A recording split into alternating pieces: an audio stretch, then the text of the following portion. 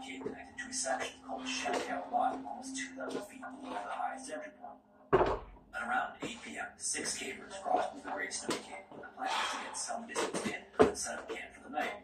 In caves as large as this, it often requires several days of travel to get to the intended destination. So in the morning, there was a plan to head for a second camp where they then split into 2 groups. 3. So around 6 o'clock on the evening of the following day, 2 of the group members, 4, and Yosef, began making their way towards Shankout Lot, while the other 4 went to a different section.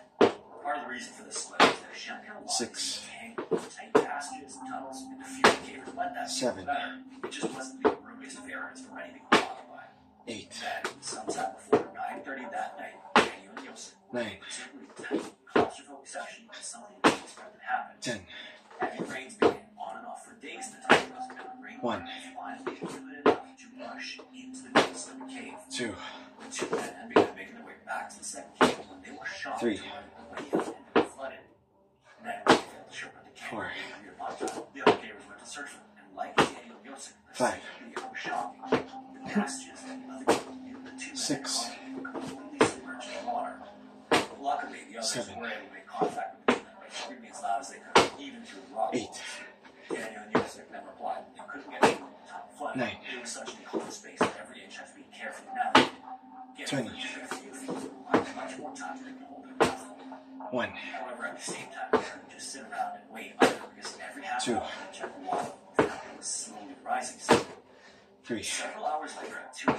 on August 17th, the others returned to the second cave, and all the people out of the cave as quickly as they could to get help. 5. The problem was that the cave takes about twice as long as descending. 6. By the time they got to some section, it was 5 p.m. Over 12 hours since they left the other 2 men. Their call was then received by the Italian Mountain Search and Rescue known as TOPR, and the script began right away. It was extremely complicated. Reaching the closest entrance to the cave as quickly as possible would require help. 30. The tunnels were so tight and manual, which would severely limit the number of rescuers that could be down there at a time. Either way, within 2 hours of being informed, the first members of the team arrived and were ready to start making their way through the cave system. Led by one of the 4 original cavers who left the cave, the rescue effort officially got underway at 8 o'clock, 48 hours after the Ultralearning group entered the cave to begin the expedition.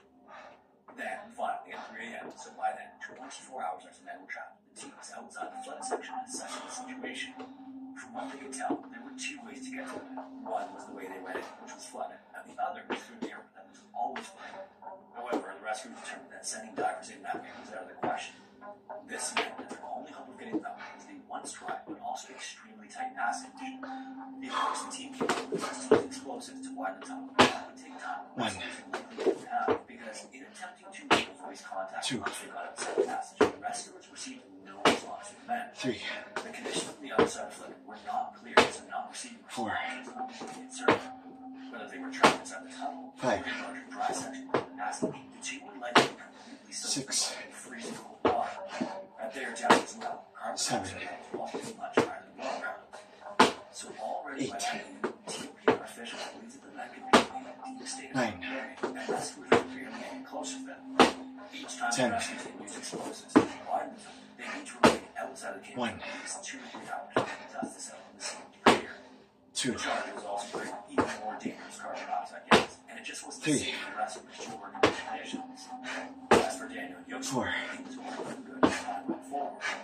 Contact still hadn't been made after August 19th, the TOPR chief gathered nearby. The chances of survival at that point were extremely slim.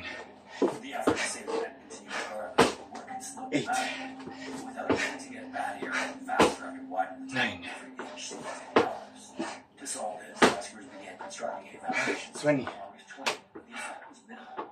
In addition, although the walls had lasted to around 16 feet wide, going from just a few feet wide to 16 meant there was a lot of rock debris that needed to be cleared from the area, which was a challenge in itself. This was in fact so time-consuming that TOPR officials started to reconsider trying to reach them through the passage that was always lit, but unfortunately, a second assessment proved that it was still too risky. Thankfully, though, as it neared 4 o'clock that afternoon, the first major breakthrough came. With much of the passage entrance blown out, Daniel and Yosef's equipment was located by the lead group of rescuers. Among the items were 2 harnesses, some food, and a damaged drill. Then, the rescue team was most encouraging, and also most alarming signs since the rescue began. Due to the rock, they could hear the monster night snoring. 3. At least they was still alive. Unlike a regular regular storm. 4, It sounds like a perfect storm and indicated that time was quickly 5, running out. There was no doubt by then that they were going to last through his 6, and they needed medical attention immediately. As work 7, continued, the first few days of August 21st went by, the rescuers faced 8, a problem. Not only had the circumstances and conditions inside the 29, complex, they had to stop what they did for the most 1, unnecessary reason. Unauthorized locals had gotten into 2, the rescue operation. This resulted in the rescue 3, to halt the line indicated flow resources to chase them out. 4, These locals had also gained access through one of the arcade entrances, so 5, resources were then needed to guard the other ways in. 6, 12 hours later, the rescuers could feel them getting close to the based on the noise. 7, Not looking good. Then, tragically, from the blasting, weakened tunnel collapsed around the 9, 955 or 300 meters. It was all but certain by then that there would be no rescue, only the home of the body recovery eventually. Thankfully, no one was in the area that happened. The fall destroyed the ropes that had been rigged and the ventilation system. The entrance to the fissure the men were believed to be was also completely blocked. But with no other options, the rescuers began removing the fog blocks and passage in order to start the process all over again. Finally, at 10 o'clock that night, word made it to leadership outside that visual contact had been made with one of the men. They couldn't reach him yet, but he wasn't moving or responding to the rescuers. It was unclear which of the men it was, but it was clear that he was dead. Then, the next morning, TOPR announced to the media that they were now in a recovery operation under the assumption that both men were dead. The one dead caver they found was lying wedged inside a narrow pipe, which led rescuers to believe that the two men got stuck attempting to rescue themselves and possibly drowned. It was also suggested that the men themselves were obstructing the flow of water so much that it accumulated around them until they were soon away. Understandably, the Ultralearning caving took exception to the assumption that both men were dead. 1, To force TOPR to resume rescue operations. 2, Decision stood. On August 24th, the existing clock was located 3, in the second game, completely extraction 4, all the way into September 5th. An autopsy performed both men. The men died of hypothermia and did not 6, die. Obviously, either fate was preferable. On September 7, 17th, the last of the equipment used in the operation was removed. 8, One man included Daniel Joseph, who reported travel. 9, If you made it this far, thanks so much for watching. If you have any 20, suggestions I'd love to hear, you can submit it to the form found in the description. 1, In particular, if you have any caving stories you'd like to see covered, 2, or to come by, so any that you know would be awesome. 3, Thanks again, and hopefully I will see you in the next one. 4, 5, 6,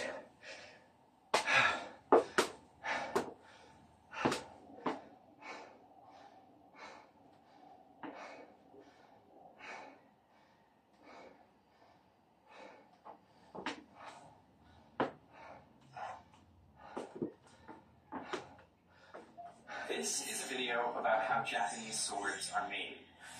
Swords that are strong enough and sharp enough to slice a bullet in half. The access we got for this video is incredible. We were able to film everything from gathering the iron sand, to smelting the iron, forging the sword, to sharpening 7, and polishing it. They even let us use it. 28,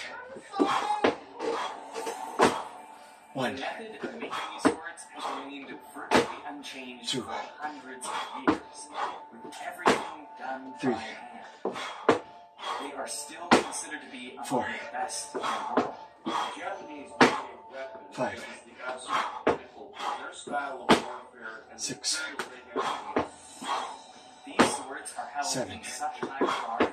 One from the 16th century has been 8, appraised at $105 million, 9, making it the most expensive sword ever built. 10, 1, 2, In the Shimane province of Japan, there is a smelter 3, that is lit for only one night each year, where 4, steel is made in the same way it was 1,500 5, years ago. It's known as the Tatara 6, method. Only steel made in this way ends up in the 7, very best Japanese swords. And we were invited to come film. 18, Just after 9 a.m., the ceremonial prayers are said and the fire is lit by a Shinto priest. Everyone that will be working the smelter will be here for at least the next 24 hours.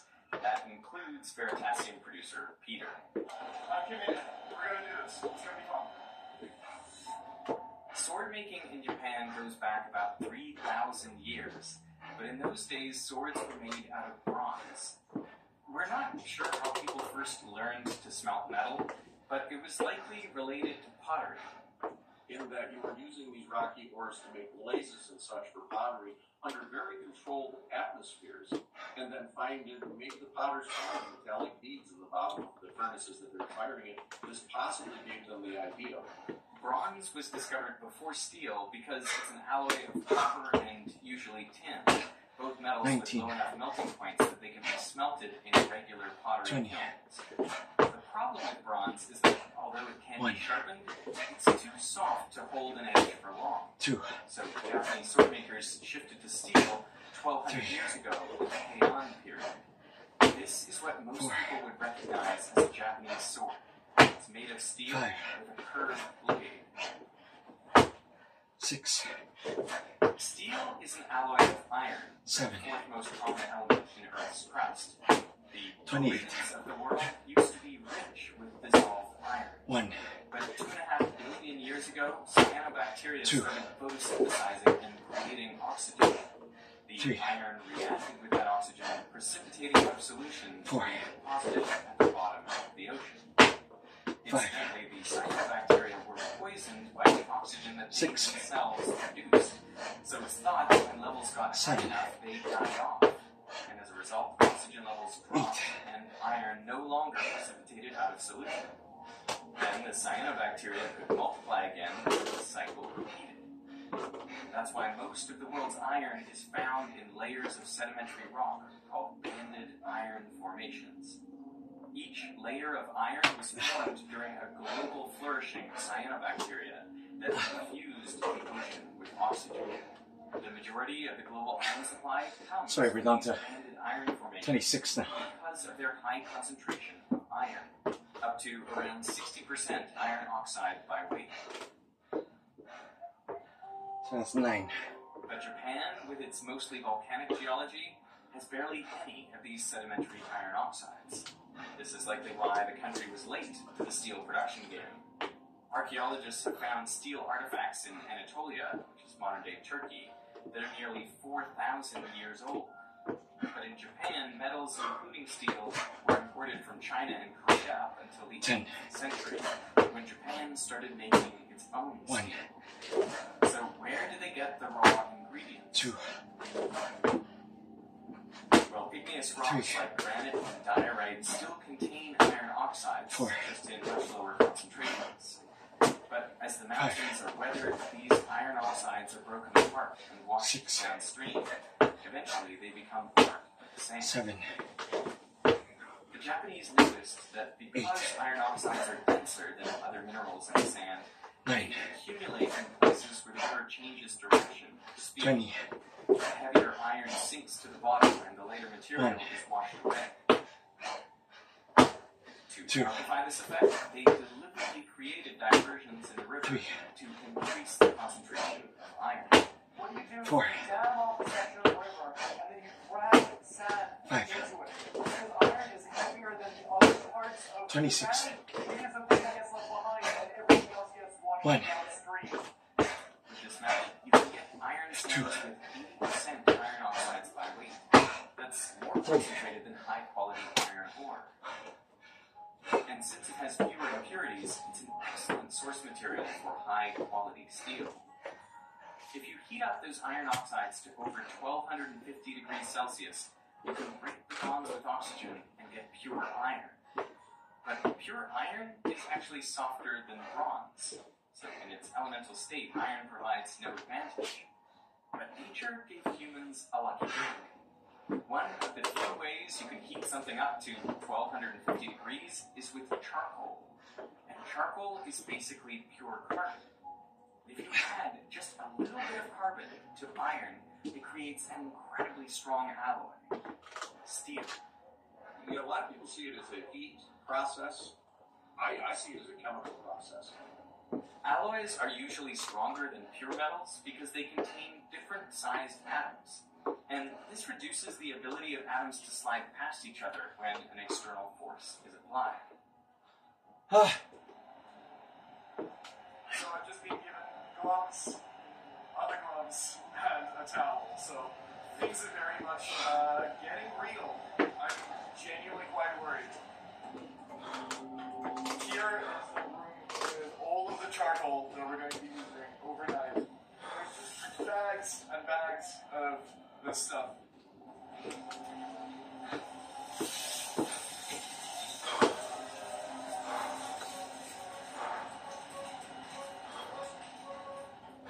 There's a lot of saying. Before enlightenment, chop wood, carry water. After enlightenment, chop wood, carry water. 5, I'm here. Okay.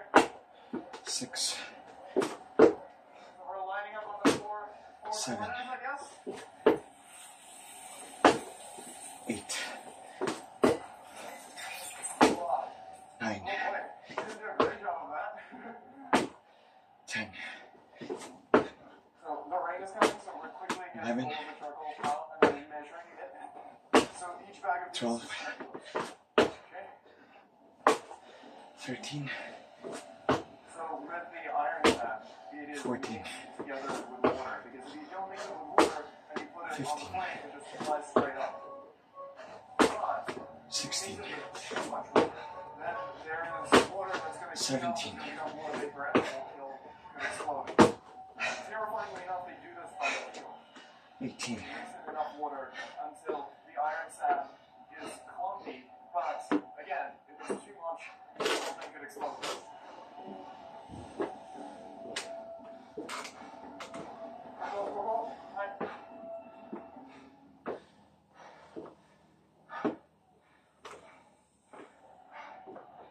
Okay, put some iron in. It is just past 4 in the afternoon, and over the last couple of hours, we have added 250 kilograms of charcoal and nearly 60 kilograms of iron sand. So, yeah, it's a slow process, but I think we're starting to get somewhere. I have no idea, because obviously the thing is hidden. But it should be growing. To achieve the high temperatures required to make steel, you need a strong, steady supply of oxygen. For hundreds of years, this was provided by huge foot-operated bellows. It would have taken an around-the-clock, full-body effort by many men 19, to maintain the furnace's temperature. When I came 20, here, the world was sad, and the bellows were electric, where they wanted to 1, have this proper experience, have this proper workout of 2, stepping on these bellows for 24 hours. 3, The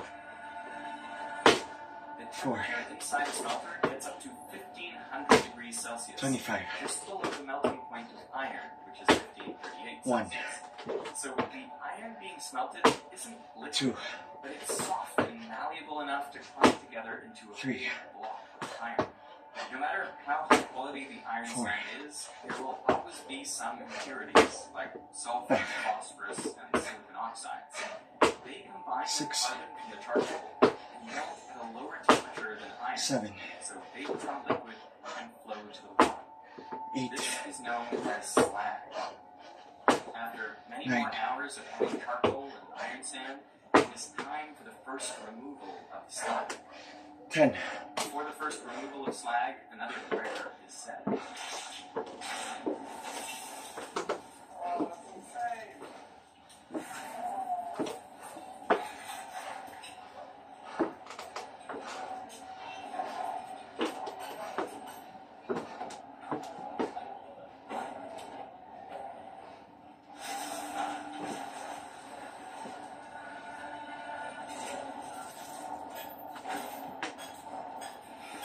ah, So for the last 3 hours, there's been 3 processes that we've been doing.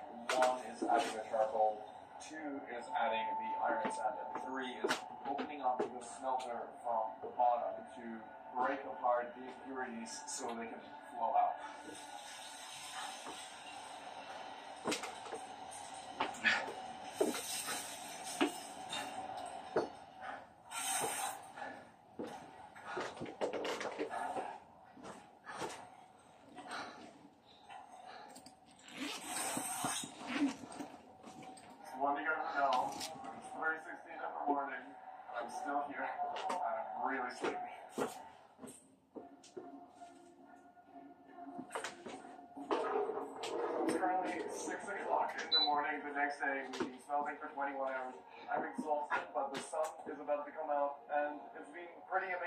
gotta be honest. We gotta close these doors really quick before they get mad at me. At 9 a.m. the next morning, the smelting is complete. A total of 614 kilograms of iron sand and 670 kilograms of charcoal were added to the smelter. At this point, in a traditional smelter, the only way to get the steel out would be to break it apart. These days, a crane is used to take the smelter apart. Oh, wow. Okay. Oh.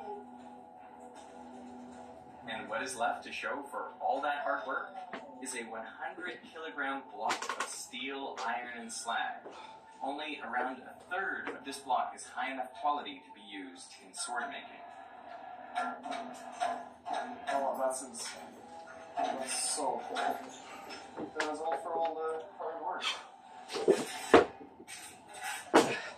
1, This is step 1 of making a Japanese sword. 2, The steel is sorted by quality and carbon content, which is also done by eye. In fact, this is one of the exams you need to pass to be certified as a swordsmith. 5, Then the different grades of steel are sent out to 6, one of 300 swordsmiths around the country. Only 7, 30 do it as their full-time job. One of them is 8, Akira Taji, who we went to visit next. 9, This is when the forging of the sword begins. In a cold 20. oven with hand-pumped bellows, the steel is heated until it is soft 1, and malleable. Then, using hammers, 2, the master swordsmith flattens out the steel. 3, In the old days, this would have been done by the swordsmith and 3 apprentices. 4, The 5, swordsmith, using a smaller hammer, would set the rhythm, 1, and the apprentices would use big mallets to flatten the steel. 2, 3.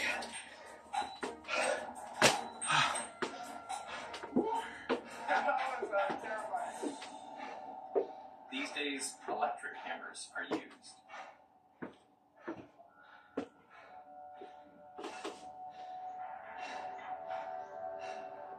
When the steel is flat enough, it is then bent back on itself.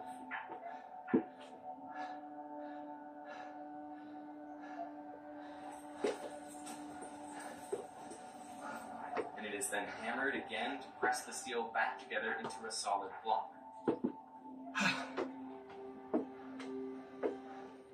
So why go to all this effort flattening the steel only to fold it back on itself and end up with a chunk of steel the same size as before? Well, because folding does 2 very important things. First, it spreads out the impurities like silicon, sulfur, and phosphorus. It spreads them out throughout the steel. This ensures a uniform consistency without any weak points. Second, it gives the steel 6, strength. After folding the sword, it is now 7, reinforced in the direction that it will be hit in combat.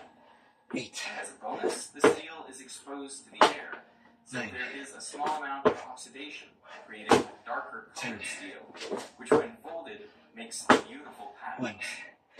1, There are some swords which have more than 1 billion layers. Now this doesn't mean the sword has 3, been folded 1 billion times, since every fold 4, doubles the number of layers, so you only need about 30 folds to 5, get 1 billion layers. Usually, a sword 6, is folded 10 to 13 times, resulting in a few thousand layers of steel. Now, a blade isn't made from a single block of steel. The carbon content affects how hard the steel is, so different carbon percentages are used in different parts of the blade. Because carbon atoms are much smaller than iron atoms, they can fit inside the crystal lattice of iron. These trapped carbon atoms then apply an outward force to the lattice, putting the steel under stress. The higher the carbon percentage, the harder and more rigid the steel. But this hardness comes at a cost. The steel becomes brittle, making it more likely to chip and shatter rather than bend. So what swordsmiths do is they use steel with different carbon contents for different parts of the blade. The edge is always high carbon steel to make it hard and rigid so it can maintain a sharp edge for a long time. But the spine is usually made of lower carbon steel, which allows the sword to flex without breaking. This is done by welding together pieces of steel with different carbon contents. So we have about a 15-minute break because, you know, it takes a while for the iron to heat up and then melt together, and then we're back in there. It's very hot. It's very, very hot in there. It's kind of unbelievable. 8. That you can do this for 4 hours at a time. 9. After the sword is hammered into shape, which is a straight 20. blade, it is covered in a layer of clay. 1. A thick layer for the spine and a thin layer for the blade itself. 2. It's then heated in a furnace and then rapidly cooled in water, a process 23. known as quenching.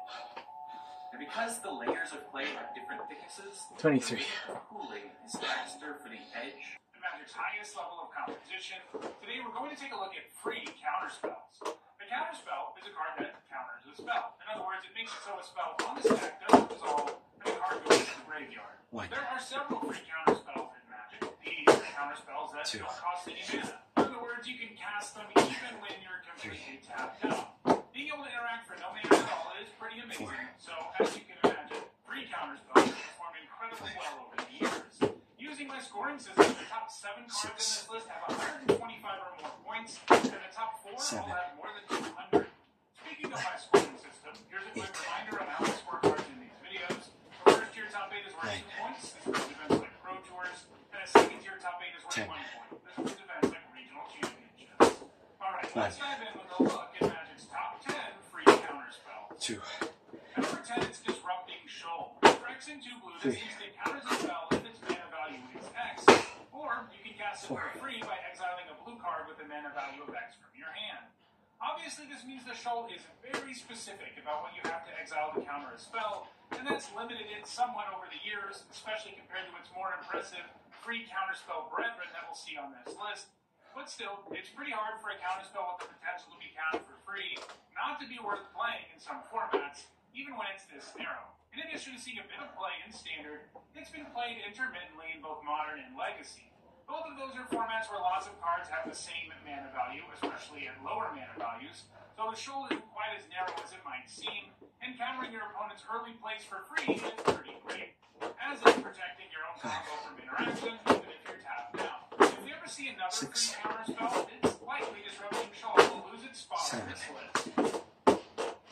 At number 9, it's Foil. 8. This can counter a spell for 2 generic and 2 blue, or you can discard an island and another card from your hand to cast it for free. 20. 3 for 1 in yourself is a pretty hefty cost, even if you don't have to spend 1. mana, but it is a free hard counter, and casting it for 4 mana 22. later in the game isn't a complete disaster.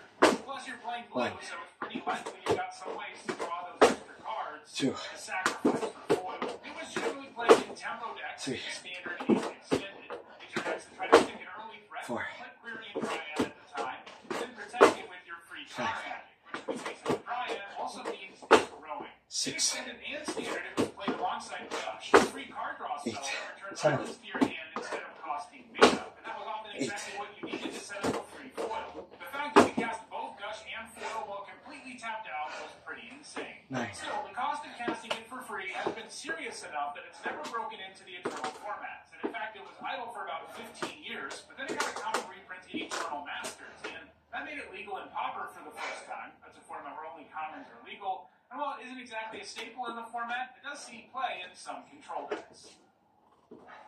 At number 8, it's Thwart. Like Foil, this can counter a spell for 2 generic and 2 blue, but if you want to cast it for free, you have to return 3 islands to your hand. That can be a pretty huge tempo hit, of course, but it also works pretty well alongside Foil, allowing you to potentially cast both free counterspells in a single turn.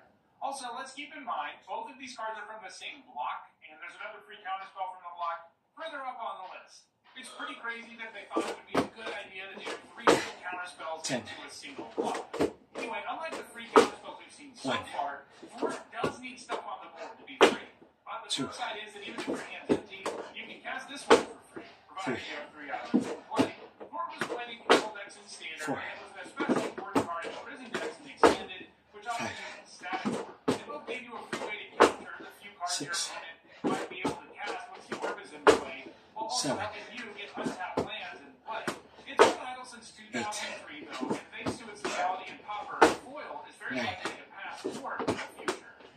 At number 7, it's subtlety. You can see we've now taken a huge jump in the point total, as subtlety has a total score 104 points higher than Thorn does. Anyway, subtlety is too generic and too blue for a 3-3 flyer with flash and flying. When it enters the battlefield, you can choose up to one target creature or planeswalker spell, and its owner chooses whether to put it on top or bottom of their library.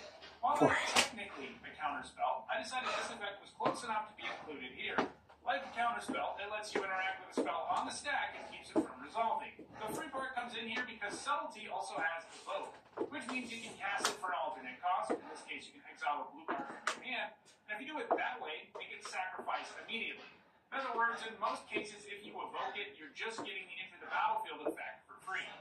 So subtlety is super powerful. It's pretty great when you cast it normally, since it gives you a 2-for-1. But having the evoke mode is what has made it a great card. It was printed in Modern Horizons 2, so when it comes to 60-card formats, it's only legal in Modern, Legacy, and Vintage. While it seems like all of them, it is especially heavily played in Modern, since that format has very limited access to free interaction. Meanwhile, Legacy and Vintage have access to lots of free counter magic, as we'll see higher up on this list. Subtlety is going to continue to see a ton of play in Modern for the foreseeable future. At number 6, it's Pact of Negation. Unlike the other free counterspells on this list, Pact of Negation can only be cast as a free counterspell. It costs 0 against a hard counter, which is pretty amazing, but you lose the game at the beginning of your next upkeep unless you pay 3 generic and 2 blue. That's obviously quite the downside, but it's worth the risk in many decks. After all, this counterspell doesn't ask you to have anything to cast it for free.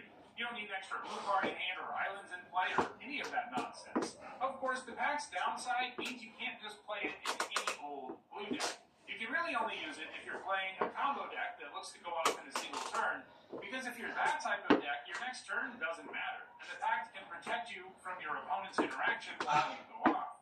One of the sweetest things you can do with it is combine it with Hive Mind, an enchantment that forces your opponent to cast copies of spells with cast. If you cast Pact of Negation with Hive Mind in play, your opponent gets a copy that counters your copy, and then they lose the game if they don't have the mana. It has been played primarily in Hive Mind and other combo decks across all of Magic's formats, and that has allowed it to amass a really high score, and it's a score that's only going to keep going up. Of course, every single card in front of the Pact is rapidly gaining points too, so it may never be able to rise above the number 6 spot on this list. At number 5, it's Force of Negation. For 1 generic and 2 blue, it counters a non-creature spell, and if the spell is countered that way, it gets exiled. So the base form of this card is basically a harder-to-cast negate with exile upside. You can, of course, cast this for free, though, in this case if you exile a blue card from your hand, but you only have access to the free option if it's not your turn. So yeah, Force of Negation has a couple of big restrictions, only hitting non-creatures, and only being free on your opponent's turn. And that last part makes it less useful than other free counter spells that are good at protecting combos. This is Modern Horizons, so like Subtlety, the only 60-card formats it's legal in Modern, Legacy, and Vintage. Unlike Subtlety, it does see heavy play in both Legacy, Vintage, as well as Modern. While Force is undoubtedly narrow, you can still cast it for free a huge chunk of the time. Force of Negation is even worth playing in formats with access to other free counter magic.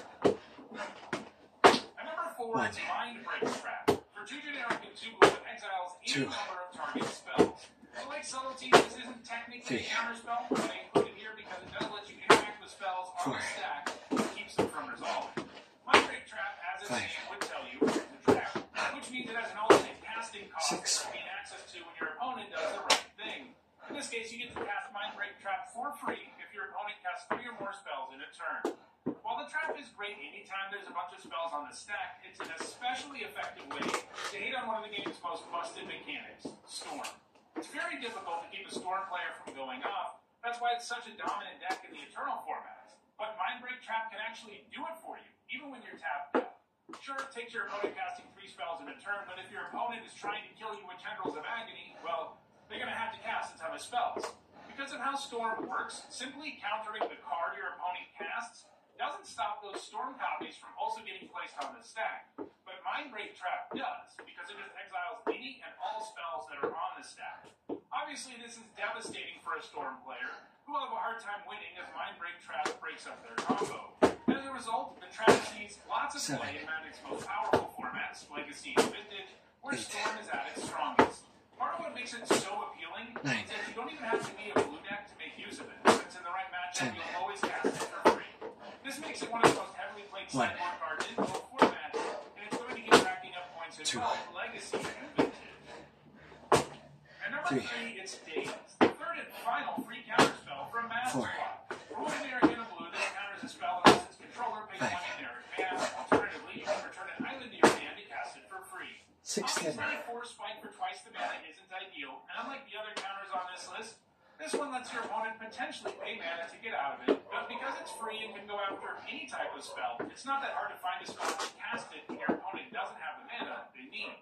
It was a very important card in Block Standard and Extended, and it's been a staple in Legacy for more than 2 decades. It's going to keep gaining points, and it does have some chance to pass the card in front of it, especially because that card is banned in so many formats, and that card is Mental Misstep. This counter spell costs 1 blue Phyrexian mana, which means you can either pay a single blue mana or 2 life to cast it. That's right, this is the easiest free counter spell to cast because it asks for so little set. You don't need more blue cards or islands to play. All you need is 2 life, which you almost always have. And of course, it's the most restrictive counter spell on the list. 1. You can only hit spells with a mana value of 1. However, there are a ton of 1 mana spells played in pretty much every single Magic format, 3. so Mental Misstep ends up with a lot of targets. And because of its 4. Phyrexian mana, and its lack of interest in things like islands or blue cards, 5. this is a free counter spell you can play in any deck. What's 6. worse is Mental Misstep can counter Mental Misstep. And when it's 7. illegal, almost every deck in the format acts for it, with many games 8. determined by the player who manages to win the battle of Mental Misstep 9. on turn 1. For that reason, Mental Misstep is banned in Modern and 10. Legacy and restricted in Vintage. In the past, it also has the axe and Extended. The 1. seemingly narrow counter spell tends to make formats pretty miserable. Despite all those bans, Misstep gained enough points when it was legal for a pretty high score, and a huge chunk of Vintage decks run the 1 copy of Mental Misstep they are allowed to play. Daze and Mindbreak Trap do have a chance at passing it in the long run, though. However, none of the cards will ever catch the number 1 card on this list, the free counter spell that started it all. And that card is, of course, Force of Will. Force of Will. For 3 generic and 2 blue, it counters a spell, but of course it has an alternate cost. You pay 1 life and exile a blue card from your hand to cast it for free. So what makes Force of Will so much better than all these imitators? Well, the main thing is that it's incredibly broad in what it can counter, which is, you know, everything. And it really doesn't ask for very much to cast it for free either. Every other card we've seen so far either asks for a ton or has some major restriction. Mental Misstep can only hit 1 mana spells. Daze lets your opponent pay 1 to ignore it, and you have to have an island in play. Mindbreak Trap needs the right opponent to actually be free. Force of Negation is only free during your opponent's turn, and it only hits non-creature spells. Pact of Negation might not ask for much up front, but it's only useful in situations when you can end the game the turn you cast it. Solidly, you can only hit creatures and planeswalkers. 3. Four needs 3 islands in play. Foil free for 1 you, and Disruptive Soul needs a card with the exact right mana value. Meanwhile, 5. Force of Will only asks for another blue card in your hand and a single life, and it can hit 6. everything. It's even useful on turn 1 when you have 0 permanents in play, 7. when it's capable of countering just about anything. That's what makes it the best 18. free counter spell and the best counter spell ever printed. And it 1. has, of course, been really played in any format it's ever been legal in, 2. and it's also always been a staple in Legacy and Vintage. It's 3. played more than half of all Legacy decks, and the number is even higher in 4. Vintage, where it's just as heavily played as the Power 9. And it's 5. very much format defining in both. Its existence in those formats 6. is the main thing that keeps decks from having completely insane starts. In 7. other ways, Force of Will is the funding piece that keeps the Eternal formats interesting. It's always going to see heavy play in both Legacy and Vintage, and it's only going to add to its massive score in the future. So, those are the top 10 free counter spells in Magic. Do you want to be able to counter stuff even when you're tapped out? Then check out the description, where you can find a direct Card Kingdom link for each card that appeared in the video. If you enjoyed this video, please like it and share it so that others can enjoy it too. If you want to make sure you stay aware of future videos, don't forget to subscribe. And if you want to catch up on the more than 700 other NTG Top 10s that are already out there, you should see a playlist on your screen shortly. Thanks for watching.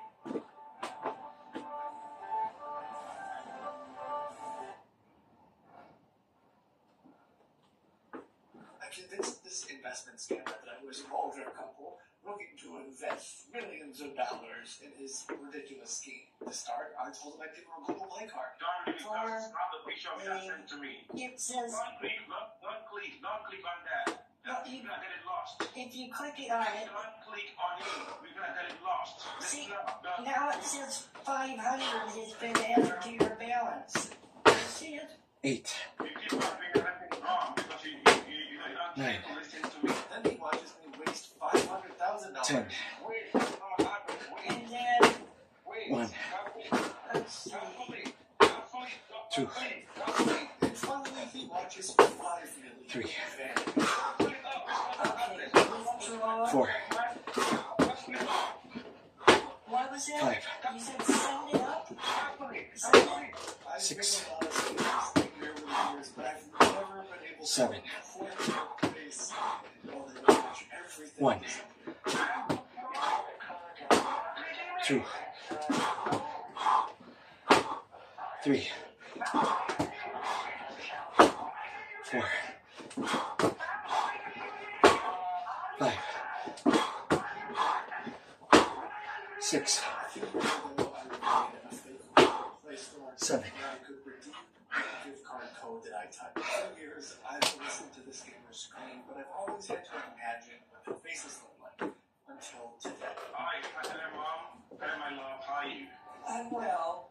Okay, sir, I'm here to tell you guys about your career investment and how everything is going on. I still owe you that Google card. Hold on a second, sweetheart. You have a Google card? Yeah, I have a Google card for you. That's not how to do it. Hold on. You don't have to redeem it.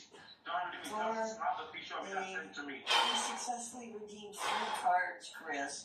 So I that should told be... you not to redeem it. I told you not to. What is happening? You don't understand. Oh, we I did said it. don't redeem it. We did. That's fine. Listen, I was telling something just fucking rubbish. I I don't said mind. don't redeem the card. It was there to help you. Billionaire whining over $500. I said, if you don't listen, I am done. I said don't redeem, and you keep doing it. It's such a little baby. I'm just gonna randomly be like, Norman is wiring for money now. You just texted the account. He is sending it now. He said, no, let me send the account. I didn't send it to your account. Wait. I have all the information entered in there. No, don't put any more there. Don't put any more there. Okay, so we got a text from you with the new bank account, and we're about to send the $5 million. Don't put any more there. 8, 9, Okay, 10, Chris, is there a note? See, we have 5, 1, 0, 0, 0, 0, 2, 0, 0.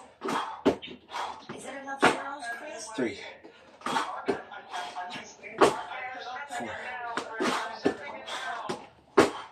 5, Is that enough?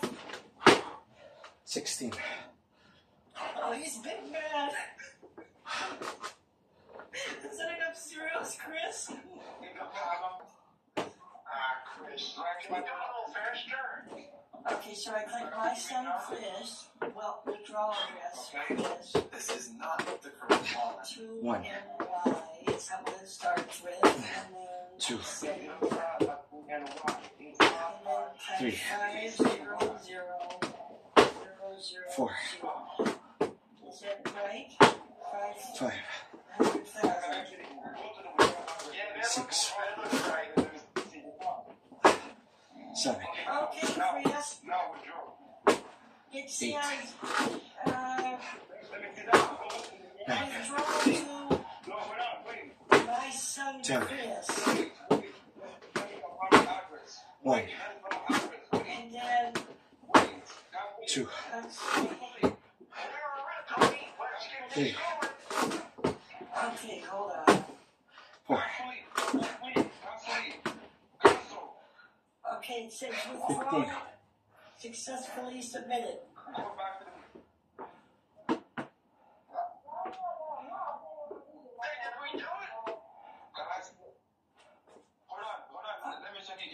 Oh, thank you, Chris. I think we got it. Why? What's wrong? Was he checking to see if it's in his wallet? It's the wrong wallet. I feel like he kind of knows, but he only half knows. Who gave you an address that you added post? I don't remember. You have sent the coin to the person, not me, because I told you this. Don't send anything to anybody. Keep quiet and follow my instructions, but you cannot wait. You keep on stopping us and doing everything useless. I'm trying to do it. Why did you send it to somebody? Am I one of the one I know that you sent it to? You went ahead and get a phone for somebody else. I told you what to do. You're gonna doing rubbish. I'm never gonna be your son anymore. I'm done with all this rubbish. Oh, What? I told you what to do. You keep on doing everything like you just go like two fools. Why don't you just listen up to me all the time? You keep on listening. I'm trying my best. Did you get the money? 2, 3, 4, I wonder, can you 5, double check? 6, No. Okay, can you send 7, it back to me and then I'll send it to the right place? 8, 9, 10, 1, 2, 3, I can't remember. 14, 1, I'm sure we can ask them to send it back. 3, 4, Is there an undo button? 5, Hold on, let me show you. 6, Let me show you my screen. Can you help me find the undo button?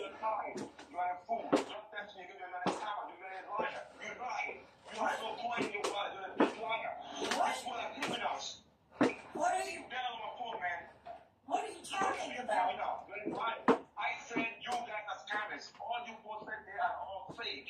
You have no coin, you never buy any coin, you just said any money. When you call me, you're trying. You're a big fool, you're a deceiver. I know what you're saying. Take me out that group. You're not Don't say that. I'm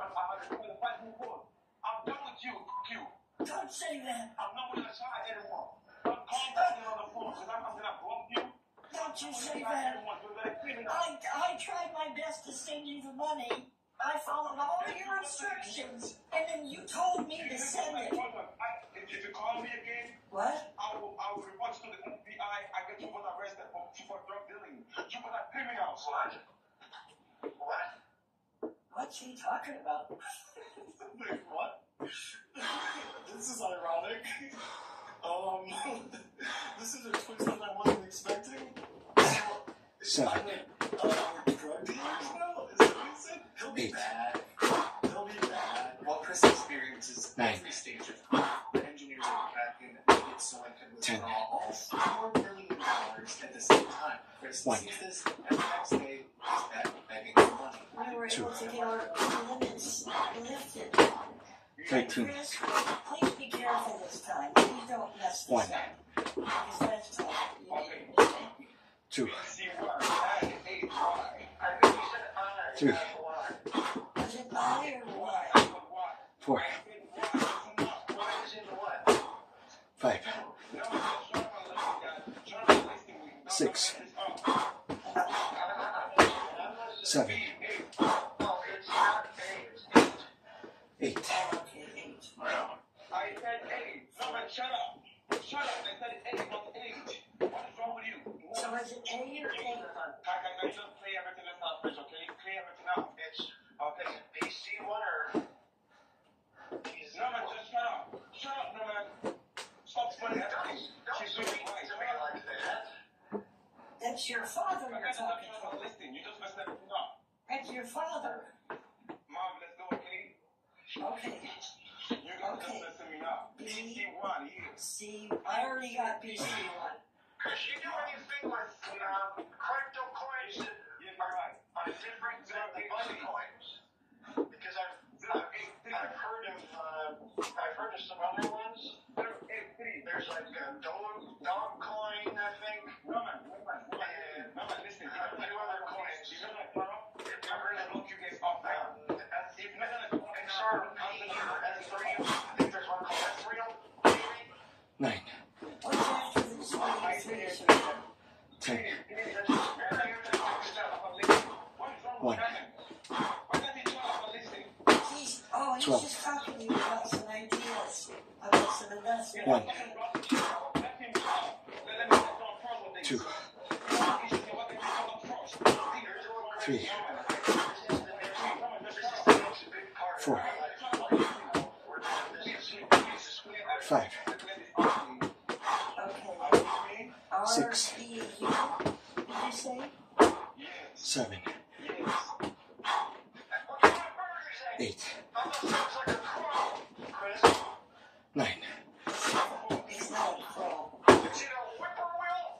10, Honey, please. We're trying to do this.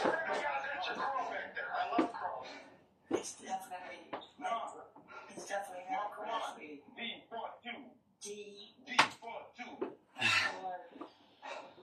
D42. Yes. Hey, stop. BS.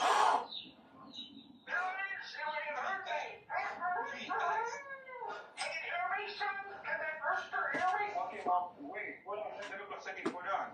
We don't have to sleep on that now. Okay, and then how much do we do? Can we do 75? 75% of the money, or okay? Yeah, let's just let it rip. Let's do the full thing. How much money is that? Please keep charge. I don't know, guys. Maybe we should do all of it at once. You know, Norman, why are you interfering with all this? This is our big moment. We're trying to invest in our son and our future. I know, it's just last time you made a huge mistake. Hey, Chris, can I get a shot of the rooster? I'm a sucker for roosters. You know, he grew up on a farm. He grew up on a farm, you know that? We actually got one at the neighbor's house. It's a, Now, what address again? it's a good one. Delaware. It's not Delaware. On the address. I can't remember what time it is. No, I got your wallet in here, so it's already in here. Chris. That's not my wallet. That is wallet. Yes, I did the last time. That is not my wallet. I think the last time. That is not my wallet. One of Listen up. those. It That was, is not my wallet. Listen up. I can't remember the coloration. Listen up. But That it is was not my wallet. beautiful That bird. is not my wallet. Okay, here it is. It says it's almost $4.5 million. 11, Yeah. It's not my wallet. I think today's 1, the day.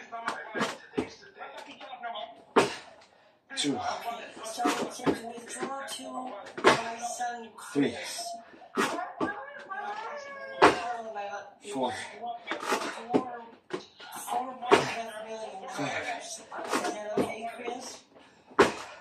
6,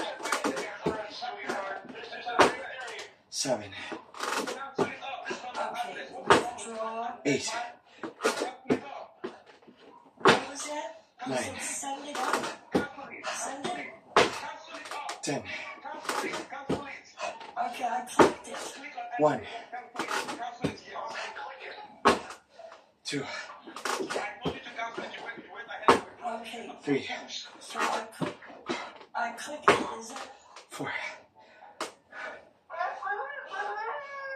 Instead of anger and rage, Chris, something tells me he'll go along with whatever scheme I come up with next, as long as he thinks that I have a bunch of money. The sad reality is there are thousands of scammers all over the world trying to steal from people every single day.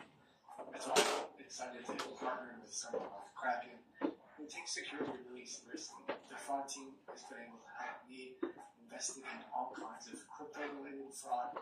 We've looked at over 700 wallets that these scammers have been laundering money through. We've been able to do some deep dives and educational content as well. Highly recommend you check out kraken.com/Kiboda if you are interested at all in learning about how we're fighting back against these sorts of scams. Thanks again for watching. As always, know that you're valuable, that you matter. I'll see you in the next video. Bye.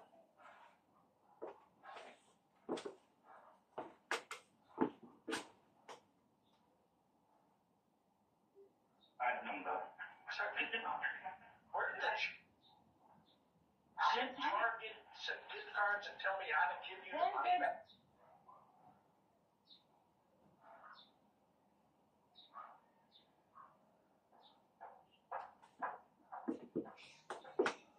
One night in 1944, an American military pilot was flying over England when he turned around in his cockpit and and looked at the scale of switches that was right behind him. After looking for a particular switch, he reached out and was about to talk to him, but he stopped because he knew what he was about to do, flipping the switch, would easily be the most dangerous thing he had ever done in his entire life.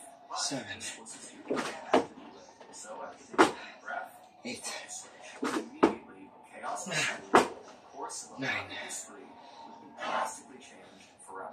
If you've never heard the story before, many people have not. This is not nearly as well known as it should be. You are in for a huge reveal. But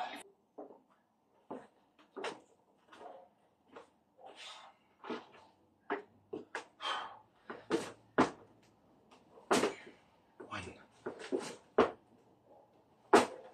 two, three,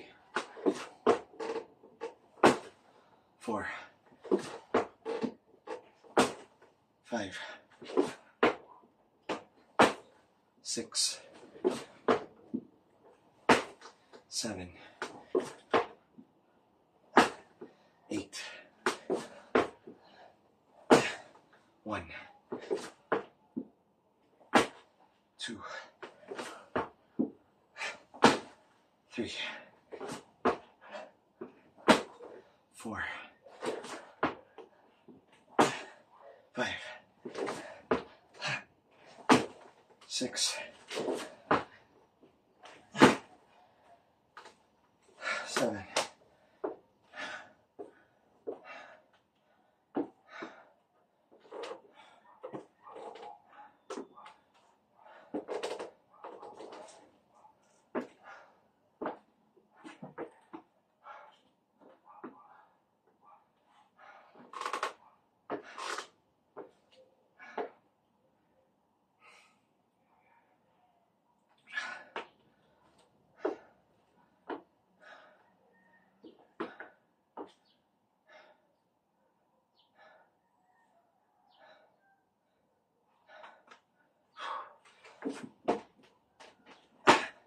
1, 2, 3, 4, 5, 6. All in all, that should be 450. I am spent. Should be 1,000, but oh my God. Afraid I can't get there yet. Thank you, Lord, for everything. And thank you for guiding us through this. Thank you for being with me, Lord. You are good. In all things, to you be the glory and praise. In Jesus' name, amen.